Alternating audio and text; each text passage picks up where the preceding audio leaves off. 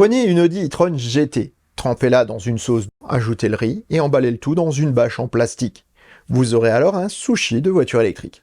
Mais pourquoi faire cela? Eh bien pour la réparer.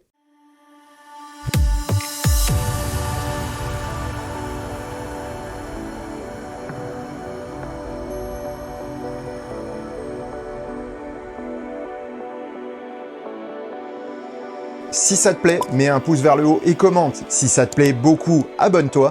Et si ça te plaît vraiment beaucoup, dis-le partout. Merci. Rich Rebuilds est une chaîne bien connue des amateurs de Tesla. Rich Benoit, de son vrai nom, est un youtubeur passionné de réparation.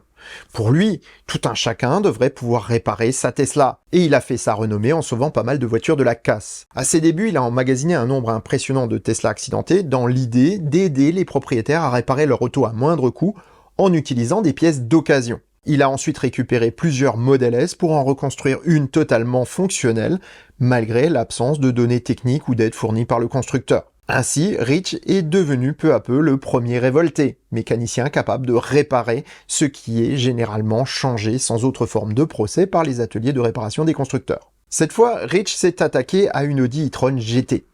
Celle-ci a été inondée lors d'un ouragan et le youtubeur s'est donné pour tâche de la remettre sur roue. Après un démontage des pièces nécessitant nettoyage et séchage, comme la quasi-totalité de l'intérieur, il s'est attaqué à la partie électrique. De nombreuses heures ont été nécessaires pour nettoyer, sécher et contrôler toutes les connexions électriques de l'auto. Pourtant, lorsqu'il a mis le contact, c'est un sapin de Noël qui a illuminé le tableau de bord. Des dizaines d'erreurs montraient bien que l'auto était loin d'être sèche et opérationnelle. Elle refusait tout simplement tout service. Rich s'est alors rappelé 2 vidéos où plonger un téléphone ayant été immergé dans du riz permettait de le ressusciter. Le riz cru a en effet un pouvoir d'absorption d'humidité énorme, et son prix est loin d'être aussi élevé que d'autres méthodes comme les matériaux absorbants classiques. Rich s'est donc mis à la recherche de grandes quantités de riz impropres à la consommation et à la vente, en raison de dates dépassées ou de conditions de stockage altérant le produit. Il a pu mettre la main sur près de 2 tonnes de riz non consommables pour son opération. Son associé et lui ont construit une structure en bois pour retenir le tout, mis une bâche dedans et posé la voiture.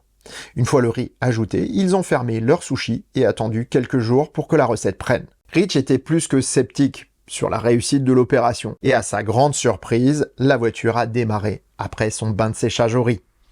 Un bon nettoyage, un remontage en bonne et due forme, et l'Audi e-tron GT de Rich a pu retrouver la route en parfaite santé. Comme quoi, un peu d'ingéniosité et beaucoup de travail donnent parfois des résultats surprenants.